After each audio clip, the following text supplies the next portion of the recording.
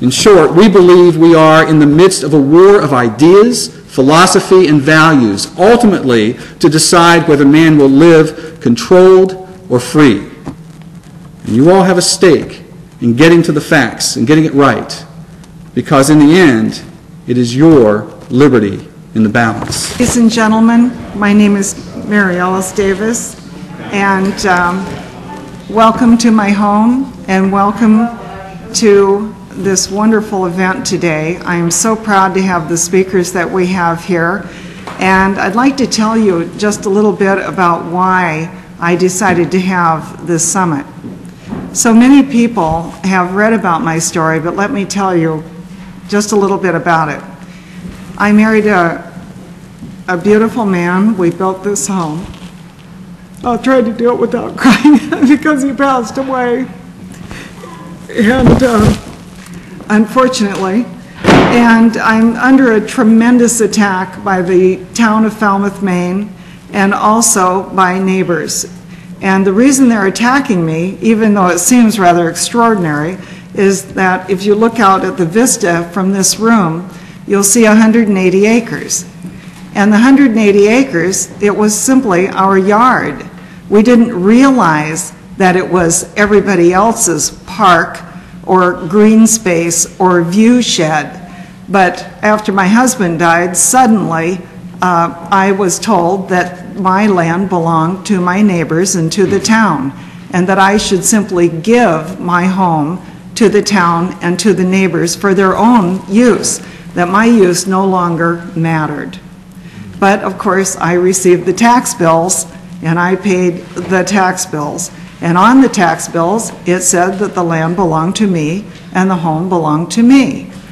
I thought it was extraordinary because after going to over 100 meetings in the town of Falmouth, for everything from planning to zoning to the town council, to try to be able to receive some financial benefit, doing something either inside my home or outside, inside as a spa, possibly a private club, or outside for development from a cemetery to housing development.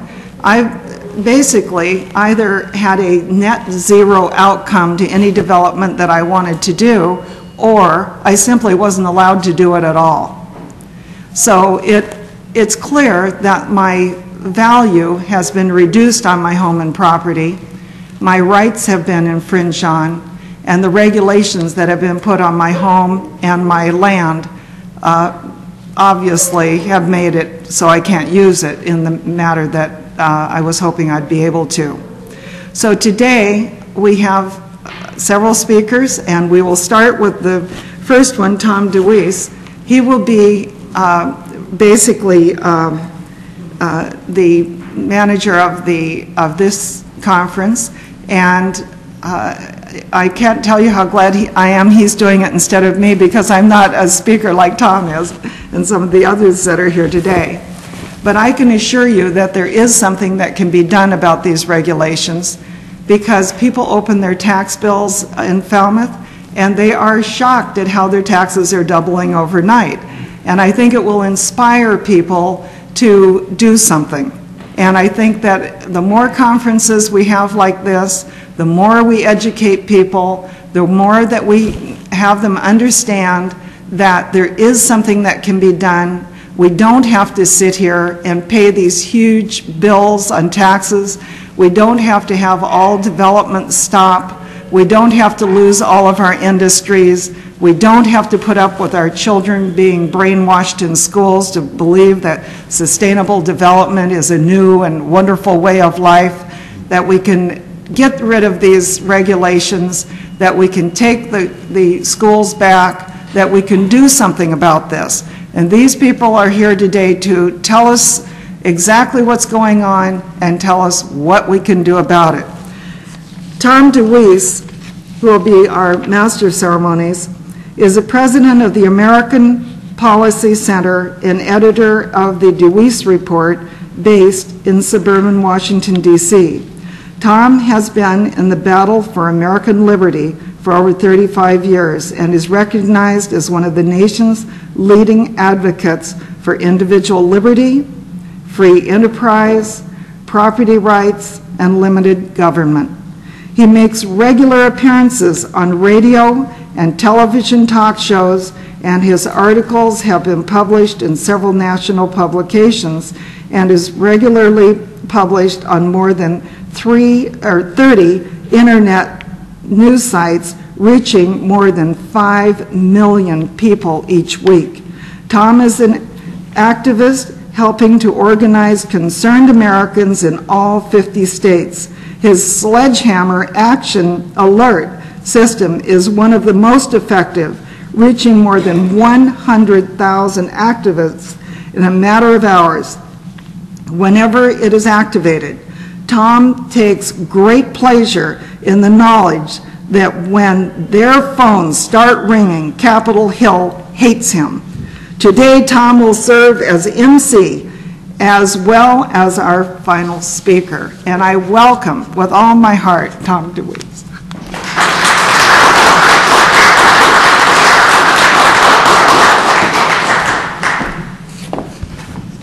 Thank you, Mary Alice.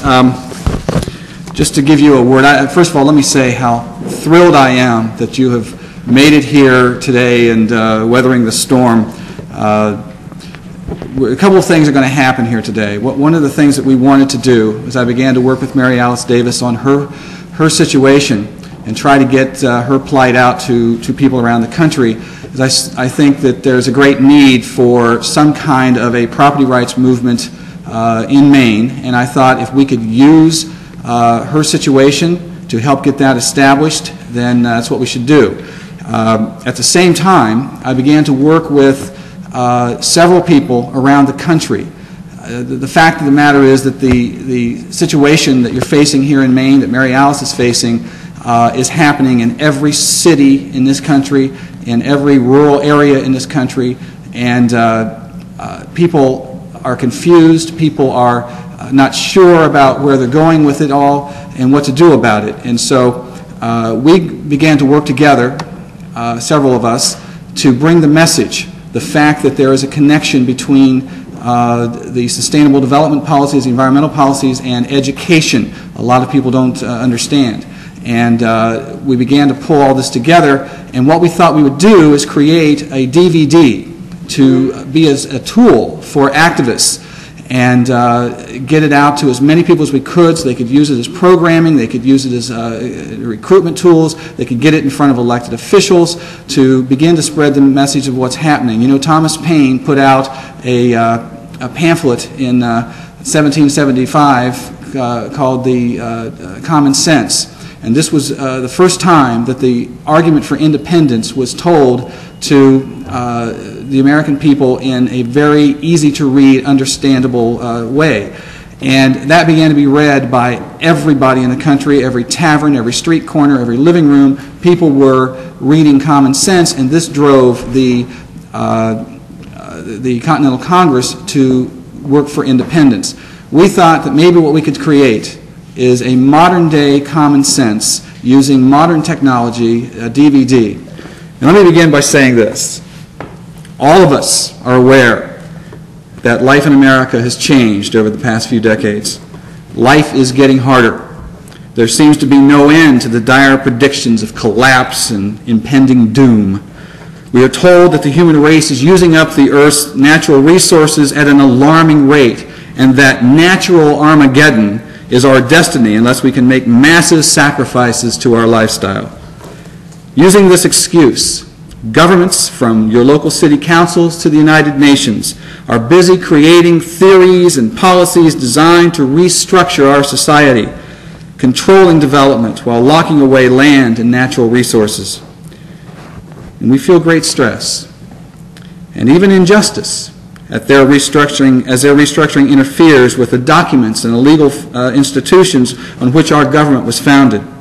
New policies such as smart growth, cluster development, conservation easements, sustainable development, Agenda 21, biosphere reserves, and even historic preservation challenge the ideas of private property rights, individual liberty, and free enterprise.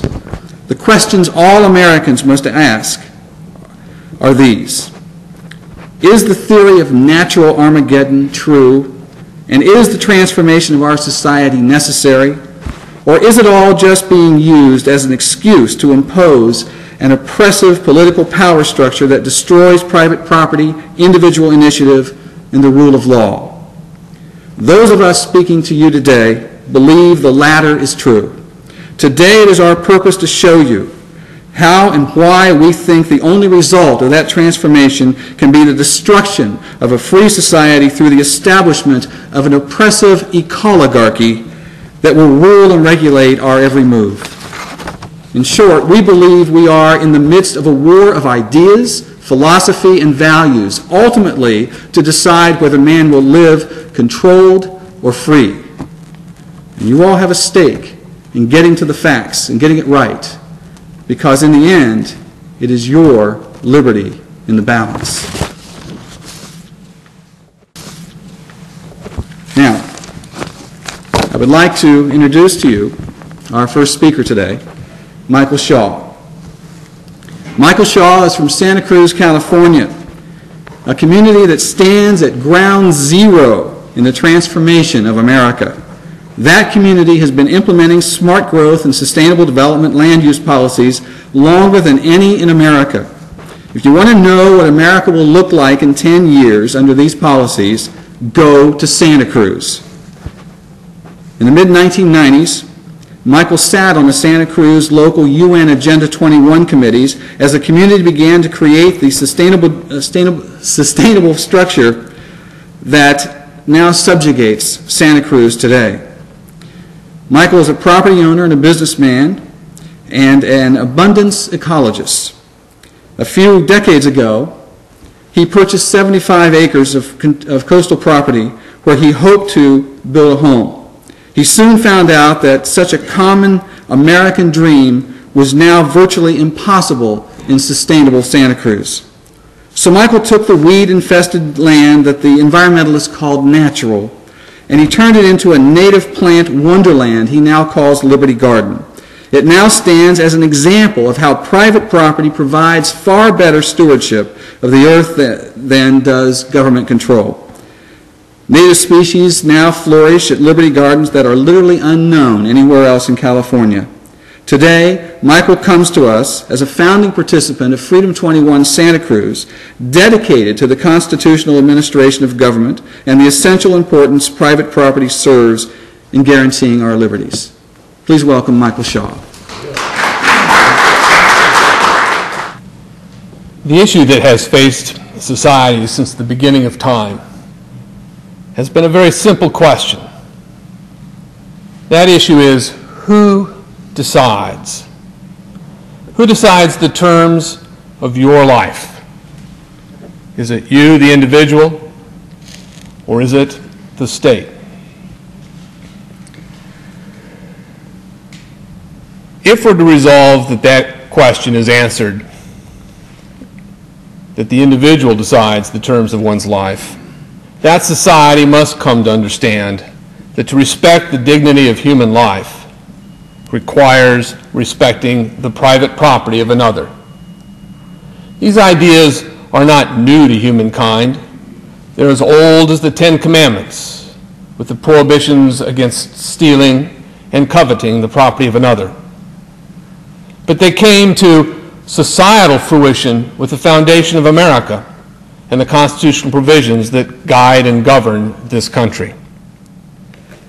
It was in those institutions that the concept of self-governance was understood to be a necessary prerequisite to leading a life that is one's own.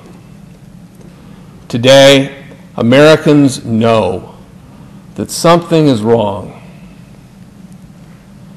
What we need to do is understand where those problems originate. But to do so, we need to start at the beginning with an understanding of liberty itself. You see, liberty presumes that the government powers must be strictly limited in scope and that the law be applied equally to each citizen. In other words, for liberty to survive, governmental favoritism must be eliminated. Freedom means that we can each act on our own authority, limited by our legal responsibility not to infringe on the equal rights of another, and the moral and social responsibility to respect the dignity and the property of others. You see, in a free society, and only in a free society, are human beings able to develop their own conscience.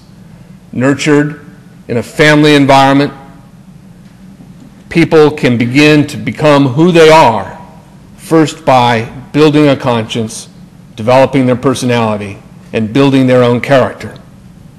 And it is when a conscience has been developed that people are free to express themselves and free to associate with whom they choose.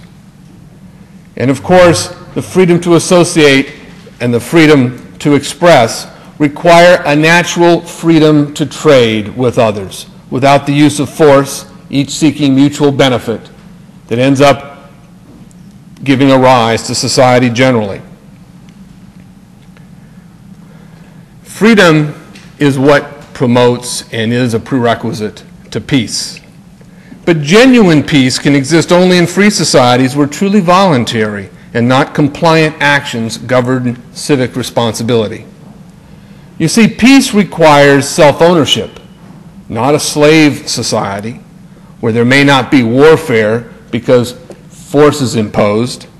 But for peace to exist, self-ownership and the right to determine the terms of one's own life requires, again, that we respect the property of others, even if such is adverse to our own interests.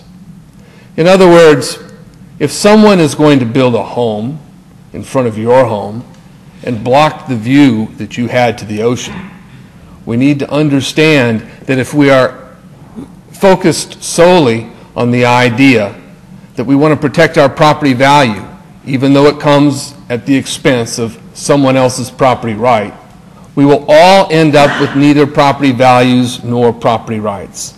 It is respecting what others want to do with their lives and their property that gives each of us the opportunity to lead a life of our own.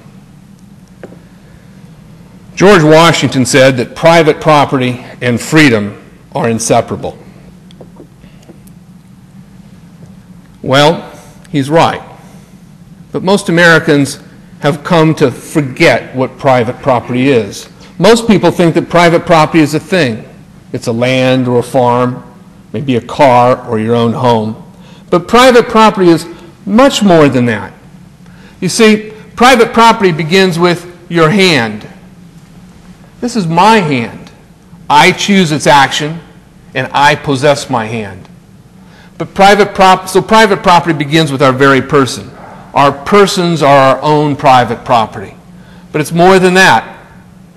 It's our thoughts. Our thoughts are our private property. We need to be free to determine the terms of our life in order to develop those thoughts fully. And our expressions become our private property. So it's our person, our thoughts, our expression. It's our action. Private action is private property. Sometimes that action results in the creation of a thing, or we trade for something as a result of our work energy. But when that thing is taken from us by the government, whether it's our land, our houses, our television sets, or our books, it begins to affect that chain. If our property can be taken from us, we begin to act differently. This is why the Soviet Union failed. People didn't act in a societally beneficial way because it didn't benefit the individual. So when we seek acting in our own interests because our own interests are denied to us, we end up expressing ourselves differently, thinking differently, and until one day we wake up and we look at that hand that used to be ours and we find out that our hand is controlled by the power of the collective state. We are to do what we are told. The terms of our life is determined for us. The prerequisite for American liberty requires that the citizenry begin to reacquaint themselves with the terms of the Constitution. It is only that way that we can assure the continuation of a democratic republic, and that where we can commit ourselves to doing what's necessary to secure the blessings of liberty to ourselves and to our posterity. The American culture is experiencing the consequence of a decline of individual responsibility and a rise in dependency. The principles that guide an honest economy, genuine free trade, have been abandoned. Instead, we live with increasing subsidies, barriers to entry, government regulation, and government intervention into the lives of what could be a free citizenry. The ethics of special interest politics have vested power in big government liberals and big government conservatives. The consequence of this decay have been the evolution in the purpose of American social, political, and economic institutions. For instance, think about charity. In a free society, charity receives contributions from some in order to help others. In essence, charity is both a broker and an agent of benevolence. But in modern society, many charities are 501c3s that seek grants of coerced tax revenue in exchange for their regulatory compliance. The consequence is that the incentives for charitable action are shifted from genuine benevolence to creating and meeting the needs of a growing caseload dependent upon the receipt of ever larger government grants. Coercive sources of money are incompatible with benevolent giving. Shifting charitableness from benevolence to bureaucracy contributes to social decay. The cause of this decay is not accidental. It can be traced, in part at least, to the political globalist movement. Now, as opposed to 40 years ago, there is a documented plan for the creation of a global democratic collective, and it is called Sustainable Development. What is sustainable development? Well, the United Nations, who coined the term, defines it this way: it is meeting today's needs without compromising future generations to meet their own needs. Well, think about that. Suppose our forefathers had not used the whale oil that brought light to the homes of a few homes in America and that brought wisdom and knowledge to the young people of that generation, and had decided instead to save it for us. Well, we might still be living in the dark. You see, human ingenuity, the greatest resource on the planet, takes problems and solves problems. Fossil fuel has brought to all of us an improving life, and now we're asked to stop using it in order to save it for future generations, as though those who come behind us, presumably living in a free society, would be incapable of improving their own lot. Such folly. You see, this concept, in fact, nearly these precise words, are not new. They come from the 1977 Soviet Constitution. The flowing and flowery words didn't work for them, and there's no reason to think that sacrifice will bring an improving world for us. At Freedom 21 Santa Cruz, we define sustainable development more accurately. We say that sustainable development is the process by which America is being reorganized around the central principle of state collectivism, using the environment as bait. This is being done while indoctrinating and preparing our children to live in a state-run collective.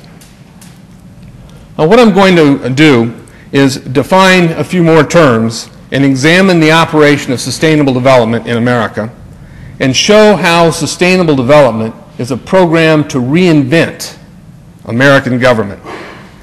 And I'll conclude by summarizing the risks and the opportunities of our time. But throughout, I will show and offer ideas on how you can advance individual liberty and equal justice in your own community.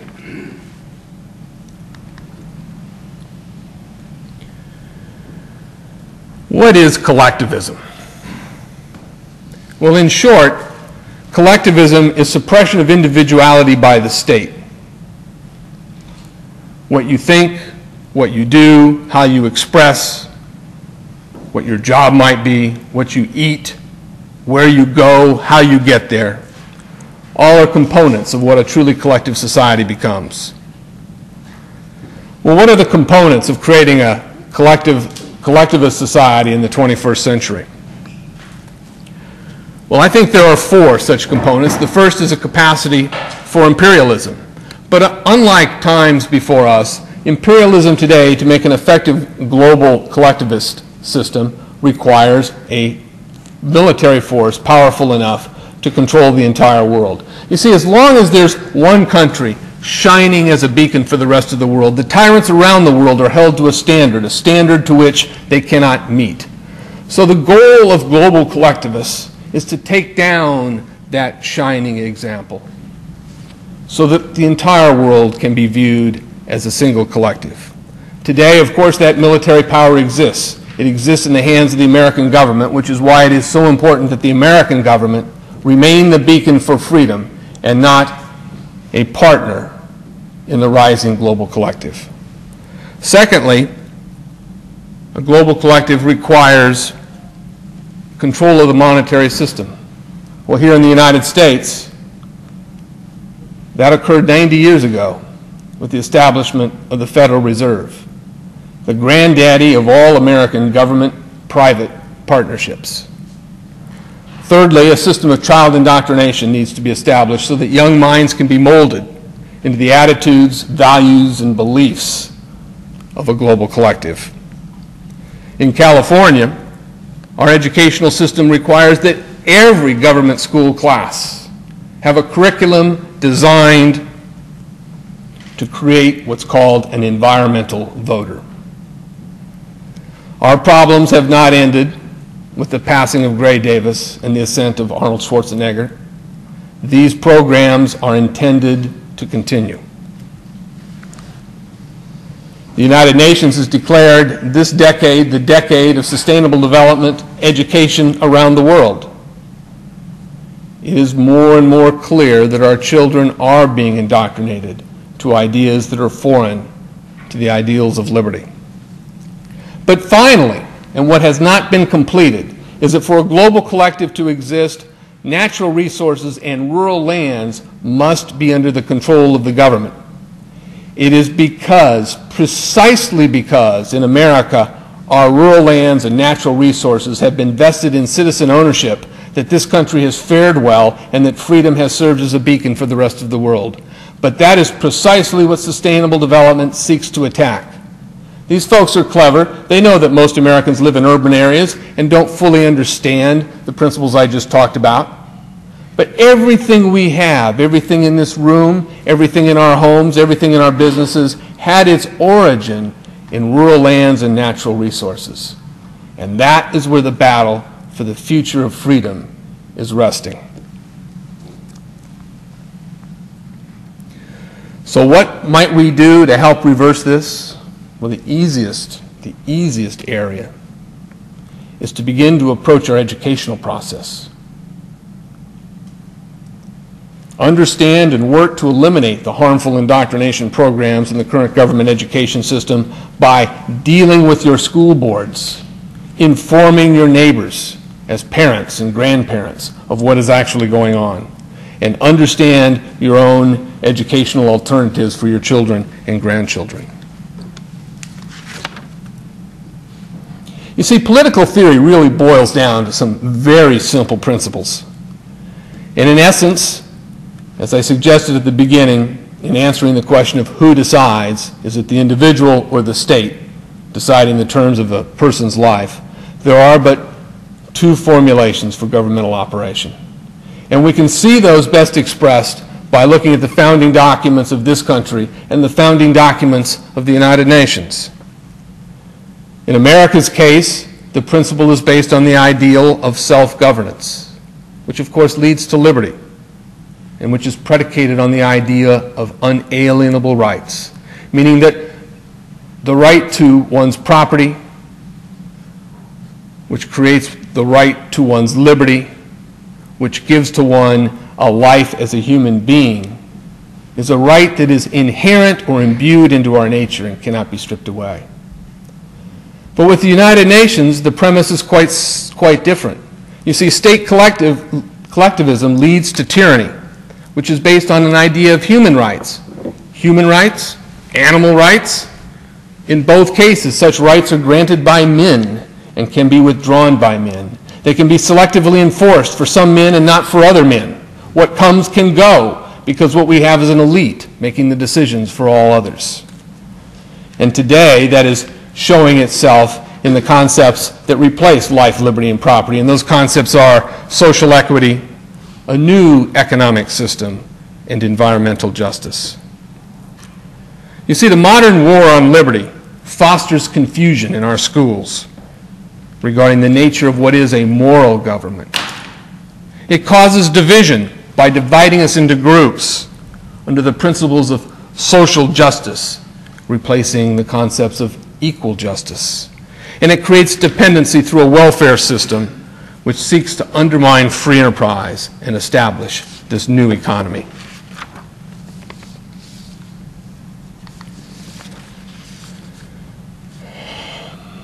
Well, in Santa Cruz, when we began to expose these ideas to the citizenry by taking the issue of sustainable development, or Agenda 21, to the councils that were implementing it, what we would encounter routinely is mockery. Oh, you conspiracy theorists.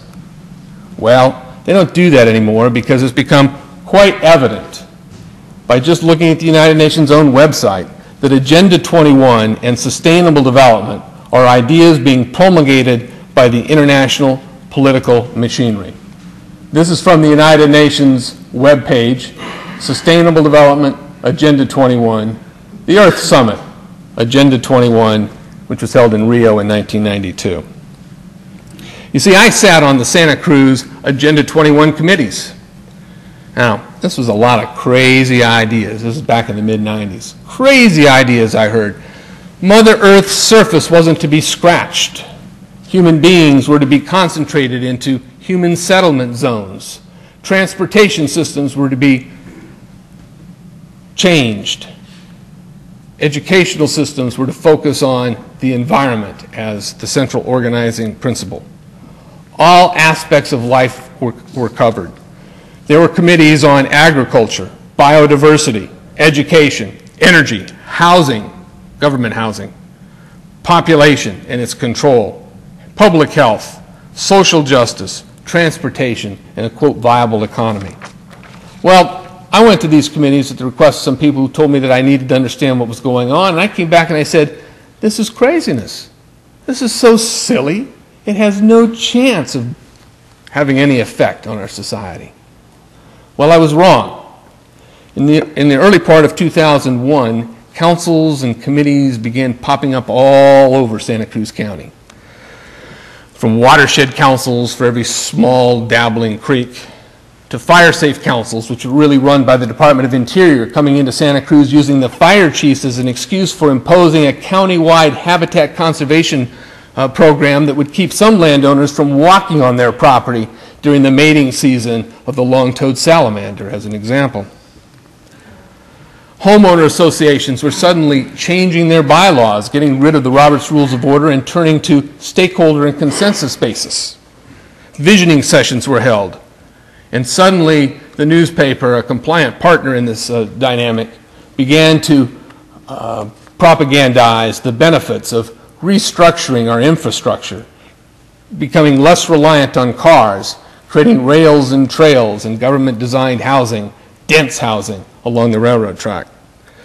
But you see, upon further investigation, we found out the County Board of Supervisors had quietly and unanimously, back in 1997, accepted and adopted the provisions of Agenda 21.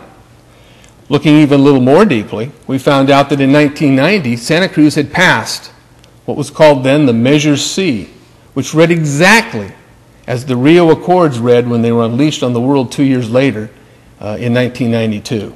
So you see, Santa Cruz has been a laboratory for this dynamic for a long while and is now beginning to feel the real pinch of massively high housing prices, timberlands that are ready to burn, farmers who are on rich, fertile soil who are having their water taken from them and are about ready to lose their land to collectivized farming. You see, Agenda 21 is a global land use, education, and population control program that doesn't just exist in Santa Cruz. It is now rapidly advancing in every town, burg, and state of the United States.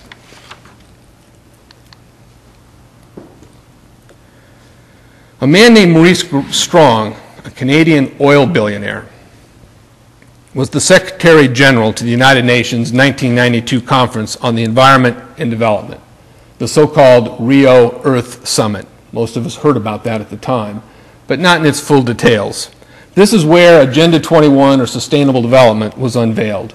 And while doing so, Secretary General Strong said the following: current lifestyles and consumption patterns of the affluent middle class, that means average Americans, involving high meat intake, the use of fossil fuels, appliances, which means refrigeration, air conditioning, suburban housing, are not sustainable. Well, how could someone take that seriously? That's bizarre. If you don't take it seriously, you'll wake up one day and look at your hand and realize that you should have taken it seriously. What else is not sustainable under the terms of the Rio Accords and its sister document, the Global Biodiversity Assessment Report? In its own words, private property is not sustainable. Golf courses and ski lodges are not. Irrigation is not sustainable. Monotheism, commercial agriculture, and the family unit. Now, is the United Nations committed to the elimination of private property? Well, in 1976, at their Habitat 1 conference report, it was stated that, quote, private land ownership is also a principal instrument of wealth and therefore contributes to social injustice. Public control of land use is therefore indispensable.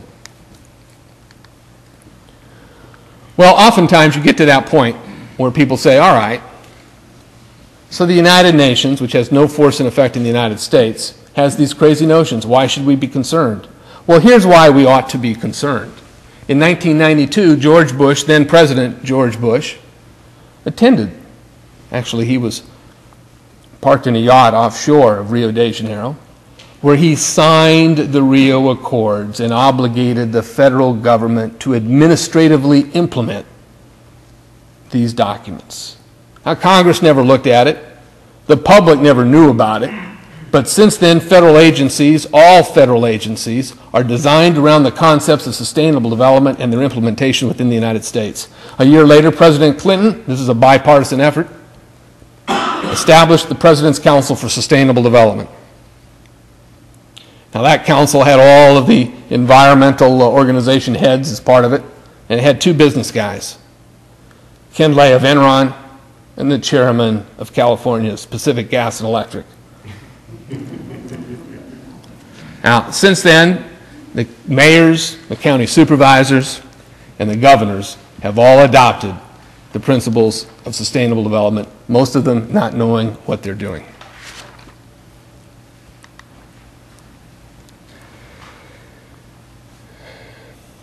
There's a man named J. Gary Lawrence, who was an advisor to President Clinton's Council on Sustainable Development. He was a U.S. delegate to the 1996 United Nations Habitat 2 Conference.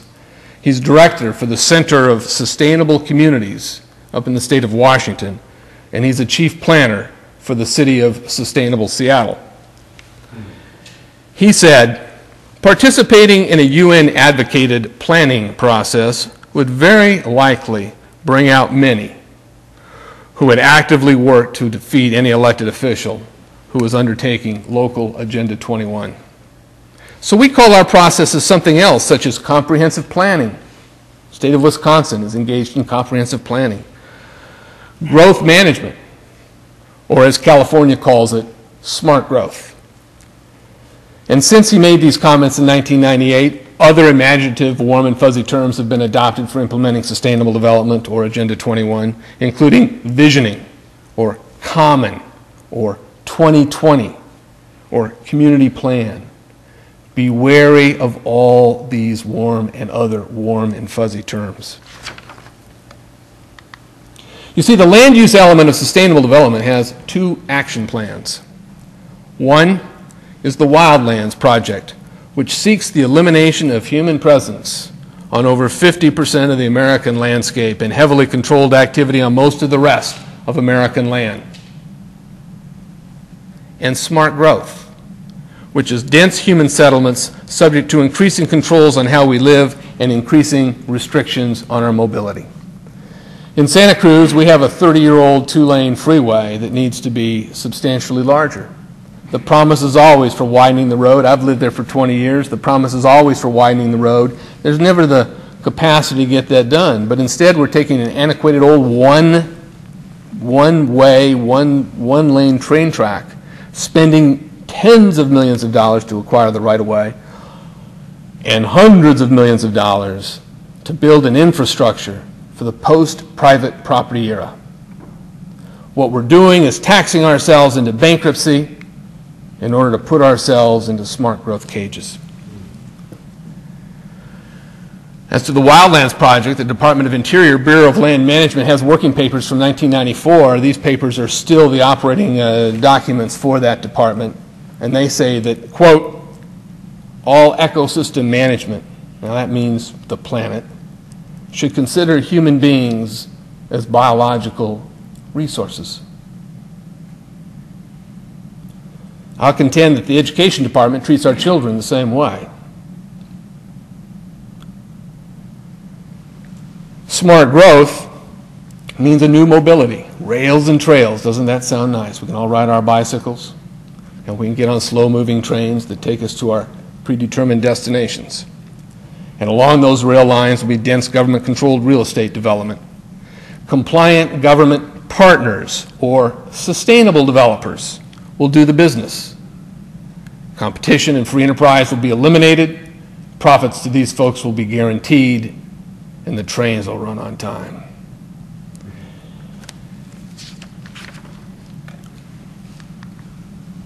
This is a sign we're seeing increasingly, with increasing frequency around the country. Now, this particular sign comes on the other side of my town, La Selva Beach in Santa Cruz County, California. Now, the story on this is a sad one. Back in the 70s, the landowner, who was a bushberry farmer, found a unique salamander that he decided to take up to the new University of California at Santa Cruz. Well, immediately, the university went through the process and declared that salamander, a long-toed salamander, endangered. So the farmer was restricted from using his land. It was bought from him for pennies on a dollar. He went bankrupt and died. Well, the community thought, gee, we're getting a nice coastal hillside area. We can do some hiking. Not so. This property is only open to the sustainable developer, federal agents. In the meantime, it's unmanaged. It's a fire trap ready to burn. And someone might presume that some salamander feels secure knowing that nobody will step on him.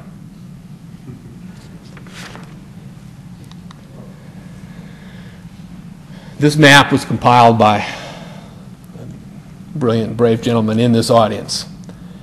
It was compiled from documents that were taken from Geneva just prior to the time the United States Senate was prepared to vote on the Global Biodiversity Treaty. This is in 1994. Because the Senate saw this map, and that treaty was ready to pass, but as the Senate saw this map, the treaty failed 94-0. Now, that's the good news. The bad news is it's being implemented anyway. Let me explain the map.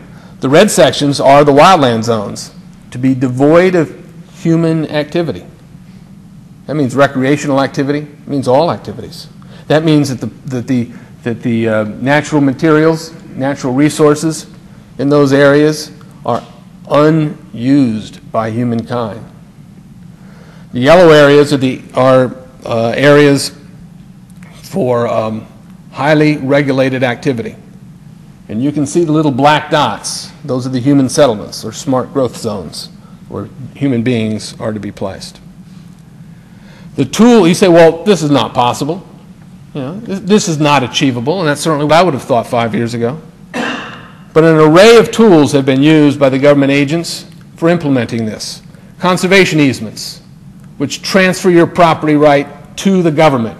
You might still be able to use it under their blessing for a while, but a generation from now, that blessing will be gone, and those lands will be controlled fully by the government. Remember, Agenda 21 is the plan for the 21st century to remake human societies in this collectivist image.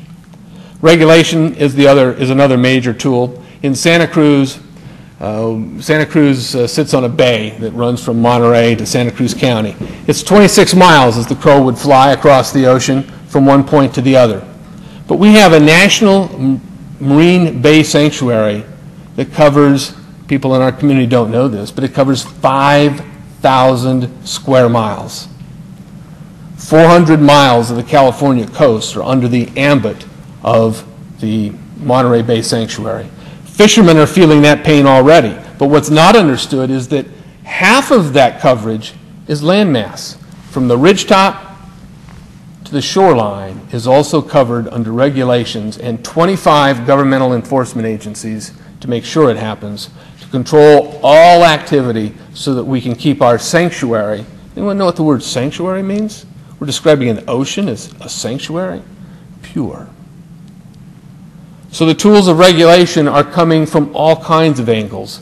Our mountains in Santa Cruz have 4 or 5 regulatory crossroads that, from water quality control boards to the forestry board to the Monterey Bay Sanctuary and to a habitat conservation plan that will continue to try to make its way into our county, one after the other after the other. It's like having 5 ropes tying you from every angle. The goal is to create battered willing sellers. The term the government uses is, well, they're willing sellers. They sold it to us. Well, it's kind of like the kid in the playground who comes and puts your arm behind your back and starts to crank it up until you say uncle. Well, that's what the willing sellers selling to the government have become. But the worst of all of this is the Endangered Species Act, because that puts our worst fears into place, because bugs, plants, and animals are deemed more important than human beings. Again, what we must do is come to understand the Constitution. We need to repeal the Endangered Species Act. When government controls the natural resources in the land of America, it will control all of our action, because private property will become eliminated. So for those neighbors, friends, and family members of yours that have been lured by the idea of smart growth, ask them to check their premise. Is sprawl so bad? Is it really so horrible that our children have the choice about where they live and how they live, engaging in free trade amongst people who respect the property and the life of others? Is the development of water sources in the West such a horrible idea? We're breaking our dams in order to create a water shortage so that we tell our farmers that they can't irrigate their crops and they need to turn their land over to better land managers who know how to operate in this new world called sustainable development. And instead of spending hundreds of millions and nationally billions on rapid transit ideas that none of us want, is it really so bad that we use our gas taxes to build more lanes on freeways? Americans are financing double-deck freeways in Mexico City while we build these empty train lines that are designed to cart us around after a collapse. Well, I'd like to introduce you to who I think is the father of American sustainable development. A local citizen here in Maine, George Bush. Mr. Bush said in 1992, while still serving as president, that it is the sacred principles enshrined in the United Nations Charter to which the American people will henceforth pledge their allegiance. Now, what we need to remember is that these ideas behind the United Nations and the ideas behind the United States are antithetical to each other. One realizes that our rights as human beings are inherent, and the other seeks to make our rights the subject and object of elitist grant. So who's implementing Agenda 21, Sustainable Development in the United States? Well, all federal agencies. We've talked about that. Our tax dollars are being used in order to steal our freedom. But also so-called NGOs, non-governmental organizations. Now, there are 2,000 non-governmental organizations in the United States that have been accredited by the United Nations for purposes of implementing sustainable development. It includes the Nature Conservancy. It was so refreshing earlier this year to see the Washington Post expose the fraudulent financing vehicle for the theft of American landscapes from Americans that is the Nature Conservancy. The Sierra Club, whose primary mission is the collectivization of water in the West. You can go to any water board and I'll tell you the focus for the Sierra Club has been to get their people on water boards, and it's that way throughout Santa Cruz County. The Audubon Society, the American Planning Association, and the National Teachers Associations are all NGOs. But the third leg of this triage are the foundations. Now, the top 25 foundations in America, private foundations, tax-exempt foundations, are much larger than the top 25 multinational corporations. They seem to be regionalizing America with different foundations having dominion over certain areas. In Southern California, it's the Irvine Foundation.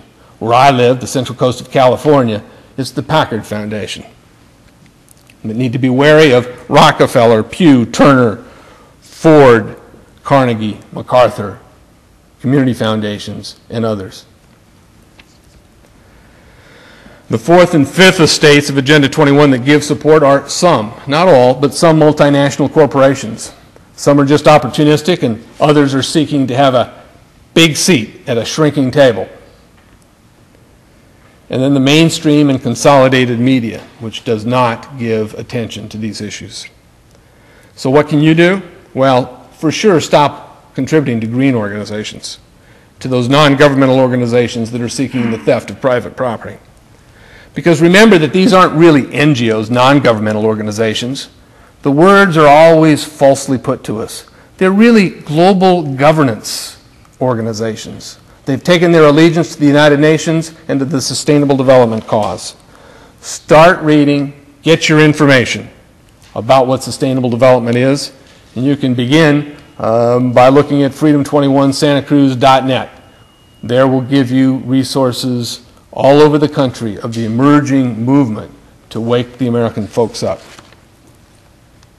So the words we need to be wary of are Agenda 21, the United Nations, Sustainable Development, Smart Growth and Wildlands Project. But new meanings have been given to three key words in the Sustainable Development movement. Those words are environment, economy, and equity. These are the words that are preparing for the fall of American values. So what do they mean under this new sustainable development paradigm, as it's called?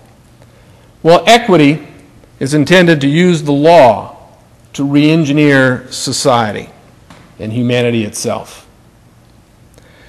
We see that with the environmental movement as it's intending and attempting to create guilt amongst our young people for even being alive. In our schools, death has become a key focus from time to time in our school curriculum. The economy is designed to redistribute America's wealth internationally. That's why our natural resource industries are under such pressure. In California, 80% of our wood is imported while our forests burn. And it is the replacement of free enterprise with government-private partnerships. Now, I don't know how they can get away with saying that. I mean, anybody who read anything in history knows that that's exactly what Benito Mussolini did. He created government-private partnerships, a system of economy that was followed by Adolf Hitler. When you eliminate the checks and balances that are naturally to exist between government and business, you create tyranny. By definition, it is necessary to separate, not combine, government and business. And the environment is the overlying issue here. But for them, the environment means nature before man. There's a piece of land in Santa Cruz County that my wife and I bought in 1985. And this particular day was in May of 1986. I remember it well because that was the day we got married there. Now, it looked nice to us, had beautiful topography, great ocean views. Half of it was grasslands. The other half was impenetrable walls of poison oak as much as 40 feet high. But we still liked it. It was exciting for us. You couldn't walk, even though this is still in the springtime, you couldn't walk through these pasture grasses without plastic pants because you'd get stuck with the thistles and the burrs.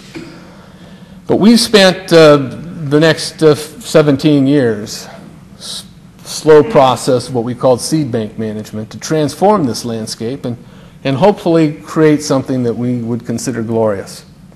Well, slowly, slowly, slowly, like the Liberty Movement itself, we began to replace these plants by controlling the seeds that fell.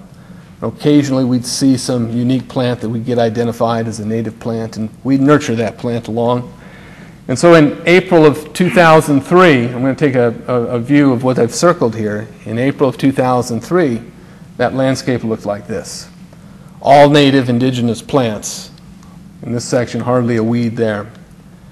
The landscape was transformed by rigorous human disturbance, violating every concept of sustainable development land management. You see, people can achieve things, working in their own interests and working cooperatively with others. Those are the ideals that are American. The precautionary principle which runs the sustainable development environmental policy is a fraud. It holds that people are a cancer upon the earth, and that if people undertake any action, it must, they say, cause no harm. So in other words, if you were to walk out on a landscape during the mating season of the red-legged frog, you'd have to demonstrate, in order not to violate sustainable development rules, that you didn't harm a frog that might have been out there. It turns the concept of justice on its head. Guilt is presumed and innocent must be proven. That is the legal dynamic of sustainable development. And in California, we now have what's called the Keeley, he's a Santa Cruz legislator, Environmental Crimes Bill. And we have 400 prosecutors roaming the state looking for environmental crimes, not gross polluters. I don't know any gross polluters. Our air has gotten awfully clean over the last 25 years. They're looking for people who are violating biodiversity rules, like walking on your own property after you've signed up on a best management practice program with the federal government when you shouldn't have been.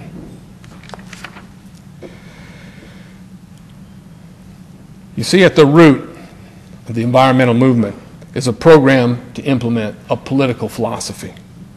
It relies on deception, junk science, and poor stewardship. It answers the question, who decides? With the response, not you.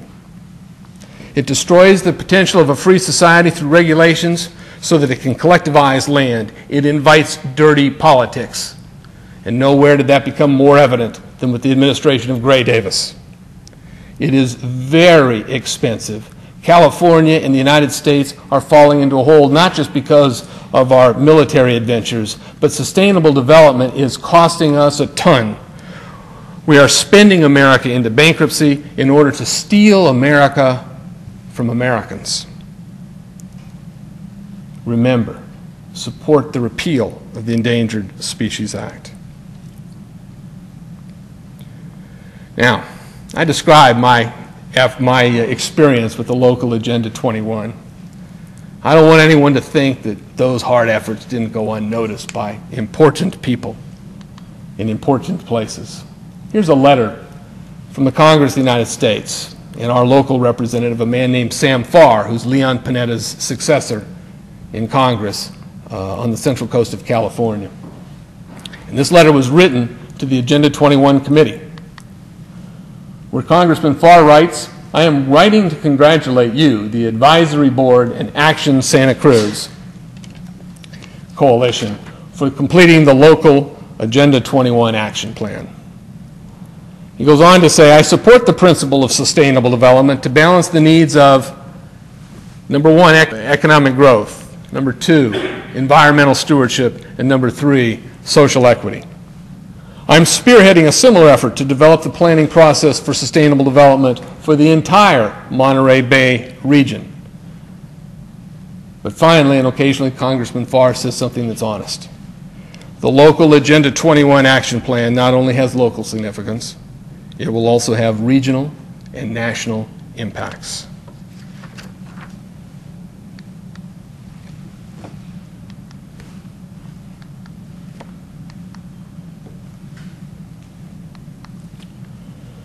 So why does Sam Farr say he's never heard of Agenda 21?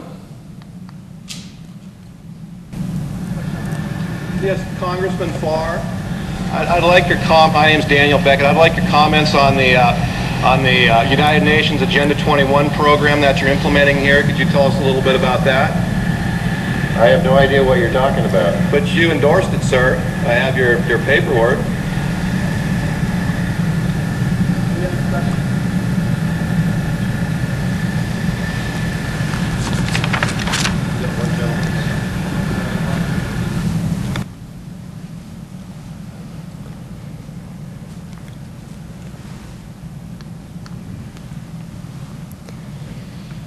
Welcome to the halls of Congress. Has deceit become the norm? Congressman Farr is the first congressman in our national elected assembly to, in his hallway, display the flag of the United Nations. But he's not the only one. Mr. Farr is a Democrat. Our Republican president said about 6 weeks ago in addressing the United Nations, quote, "The United States of America is committed to the United Nations.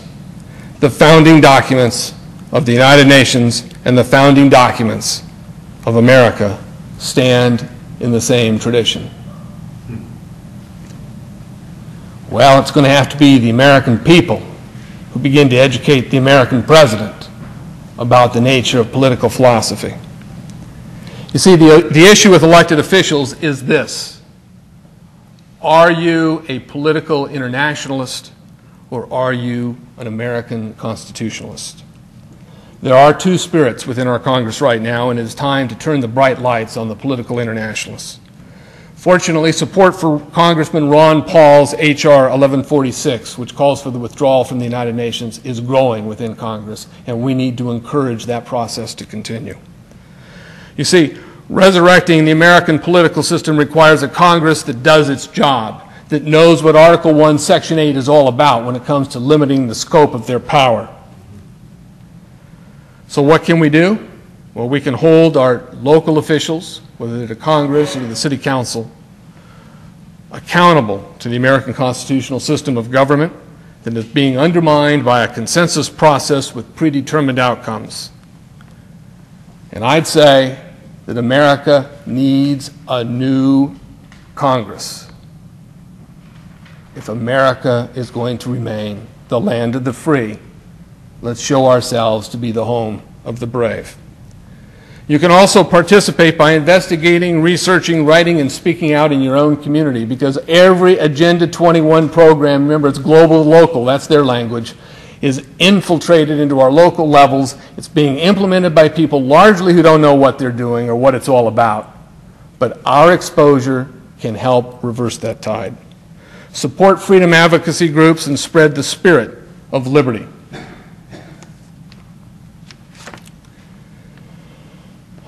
Well, another question has to be asked and answered, and that is this. How is it that they are changing government? Is our government, as Al Gore said, being reinvented? You might remember his program called The Reinvention of Government that he talked about in the mid-90s. Well, there was some substance behind that silly talk, And I'm going to describe that by taking us on a quick ride. But first we have to define a term, and that term is Soviet. Most Americans don't know what it means. It's just a nasty term that took the Russian people and the people of the Soviet bloc into economic and oblivion, destroying lives and opportunities. So what is a Soviet? Well, it's a system of councils that report to an apex council and implement a predetermined outcome. The members of a Soviet council are chosen by virtue of their willingness to comply with that outcome and their one-mindedness with a group.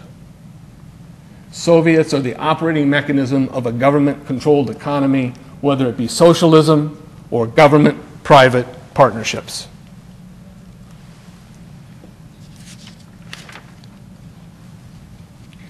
Well, buckle your seats, because I'm going to take you on a quick ride through the emerged, not emerging, emerged American Soviet.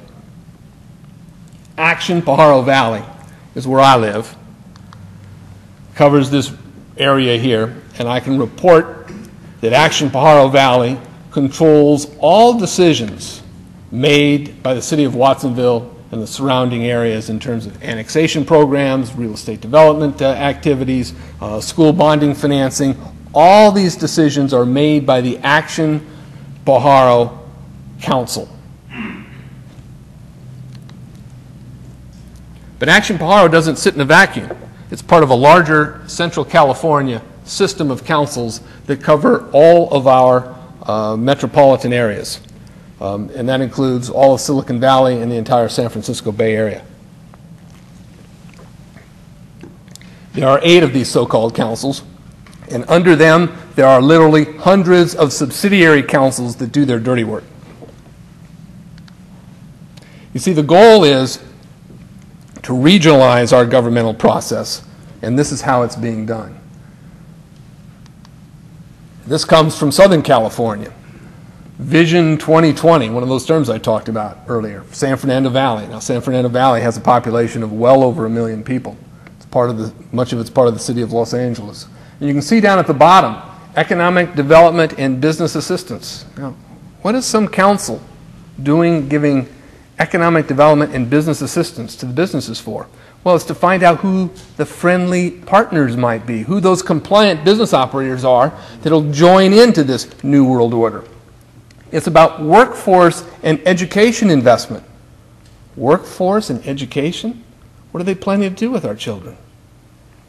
It's about livable and sustainable communities. That means no cars. That means rail lines with assigned jobs.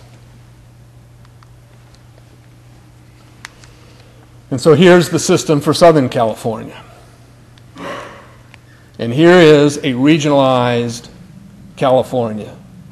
Now, Governor Schwarzenegger has replaced the wildlands chief, Mary Nichols, who came out of the Clinton department, who was implementing all kinds of draconian dynamics on rural California landowners, with a new person who comes right out of one of these councils, and this person's job will be to head up some new department of housing and education and smart growth activities. You see, it doesn't matter if you're a Democrat or a Republican. If you're in the political system today, it means you are quietly implementing this United Nations designed program for reordering American society. Here in Maine, I don't have the entire picture of how your system works, but all this stuff is available on the web. And researchers at Freedom 21, Santa Cruz, and other places can take any spot in America and give you the Soviet structure that has begun to take predominance over how our government functions. Now you say, well, how does this really happen? How's it coordinated?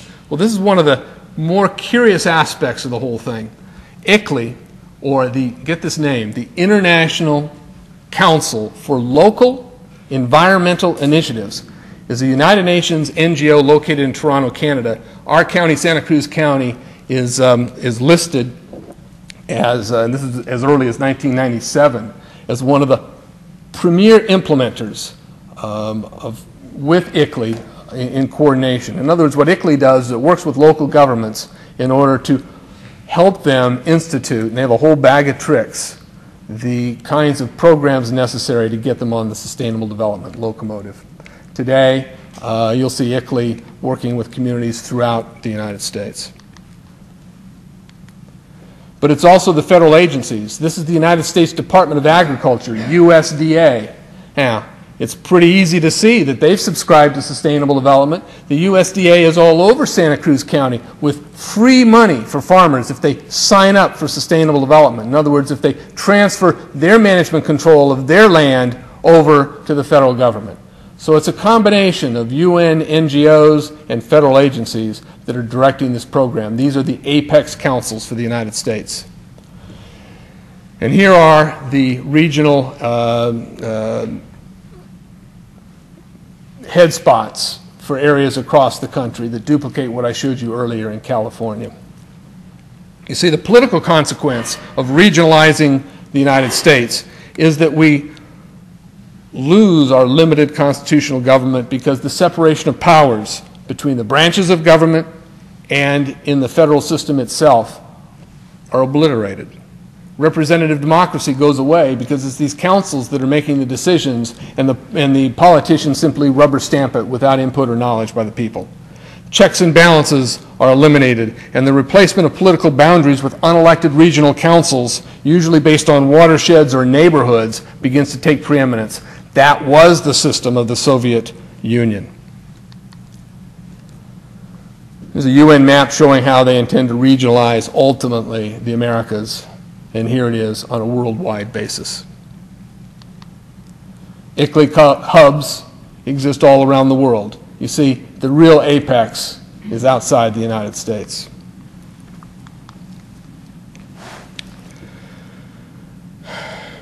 Congressman Ron Paul, who I view as the highest elected constitutionalist in America, said this: "This is not a conservative problem, nor is it a liberal problem. It's a government intrusion problem that comes from both groups, albeit for different reasons. The problems emanate from both camps who champion different programs for different reasons. And the solution will come," he says, "when both groups realize that it is not merely a single party problem or just a liberal or a conservative problem. The problem is the abandonment of the principles of limited government. The issue is liberty." I tried over the last year or two to picture in my mind and create a pictorial that begins to describe what I think we could call as a dialectic in American politics. What a dialectic is the idea that you establish a thesis and you create its antithesis, understanding that those two concepts will synthesize to what it is you really want the outcome to become.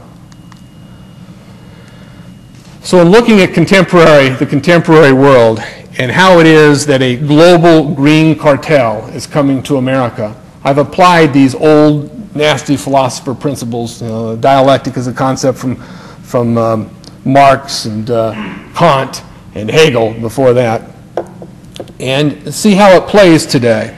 And so I look at the thesis, the right-wing collectivist, the government-private partnership combination, and viewed their antithesis, which is sustainable development.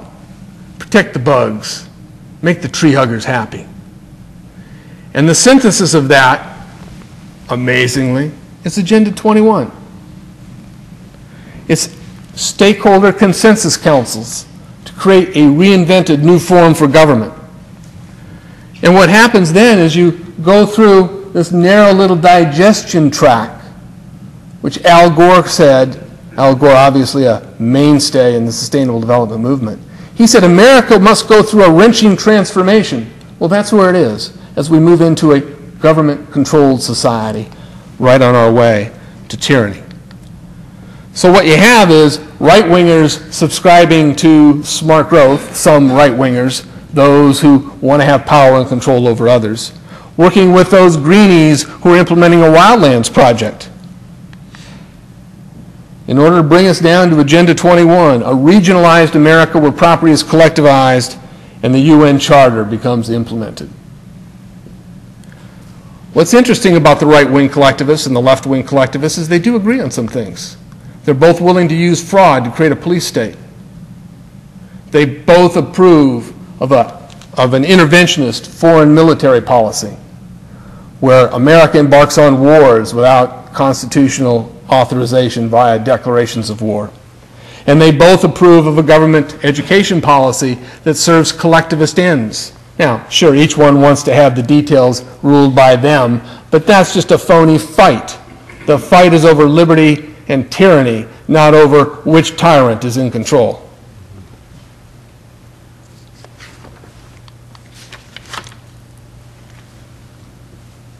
Back to the idea of collectivism. You see, the idea of the New World equity grows right out of the same principles that ran the Soviet Union for so long. And the economics of this New World Order grow right out of the policies of Mussolini and Hitler.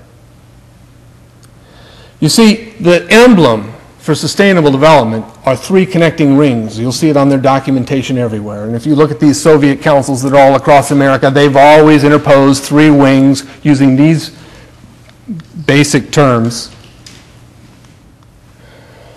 as their guiding light. But overlying the equity and the economy aspects of this is a big green blanket called the environment. And there we have the three connecting rings of the New World Order, or Sustainable Development, Agenda 21. And a group of us citizens in Santa Cruz have formed, and our numbers are growing as people slowly begin to absorb the reality of what's affecting us. And we formed an organization called Freedom 21 Santa Cruz. And what we do is put out advanced bulletins periodically showing how the Soviet is being implemented in Santa Cruz, who's doing it, what they're up to. We do research analysis and provide documents on both the national, international, and local level to show how this is all linked. And we provide information on freedom sources. But what we're really trying to do is provide a model for other communities to begin to educate their own citizenry about how our freedom and our liberty hangs in the balance. So what's important is that you spread the word to your friends and that we move the dialogue forward in America about what our threat really is. At Freedom 21 Santa Cruz, we found our principles on the ideas of constitutional government, private property, family autonomy, and security for our nation. You see, liberty offers us a choice. The genuine political spectrum is not left-right, it is up-down. It is between liberty and tyranny. And the question you must ask yourself, and others must ask themselves, is do we want a life of our own, or are you satisfied in becoming a biological resource? In reviewing sustainable development, realize that it is a political movement to establish a global state collective. The sustainable developers use the mainstream environmental movement as a poisonous candy to steal America's land and consequently our freedom. Private property secures a healthier planet.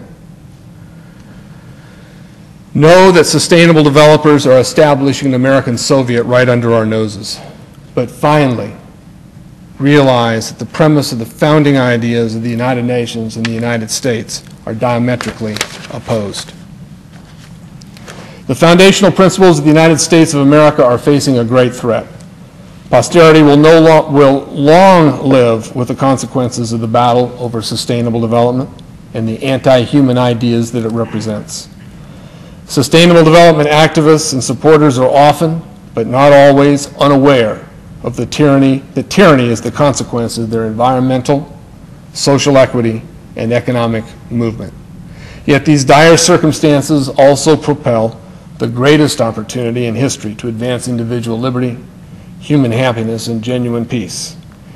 As the Sustainable Development Initiative gains strength, and in the short term it will, it is wise to recall what George Washington said: private property and freedom are inseparable. freedom, and a healthy planet are also inseparable. If Americans come to a timely understanding of the threat and face the challenge squarely, the deceptive fraud of sustainable development will quickly come to light. America will rise to restore liberty through an orderly transformation directed by reason and respect for the dignity of individual determination. We, you and me, are charged with protecting the ideals of liberty and private property. As the implications of sustainable development become clear, America's parents and grandparents will increasingly come to understand the consequences of eliminating private property. The circle sounding Paul Revere's warning is growing. Join in now because the green coats are a-coming. Protect your property, protect your children, and protect the American experiment.